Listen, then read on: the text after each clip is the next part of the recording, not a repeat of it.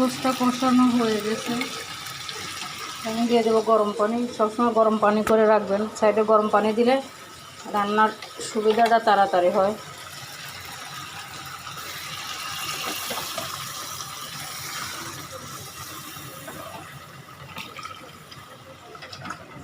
এখন একটু গ্যাসটা বাড়ছে এতক্ষণে।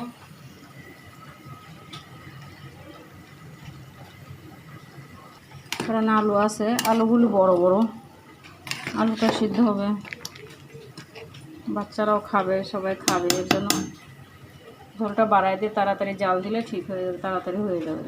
আমি জিরার ফাঁকিটা দিয়ে দিব, কারণ যে কোনো মুহূর্তে পার্লার থেকে ফোন এলে চলে যেতে হবে, দিয়ে যাচ্ছি। আমাদের মতো মানুষের জীবন এরকম তাড়াহুড়োর মতো সব কিছু।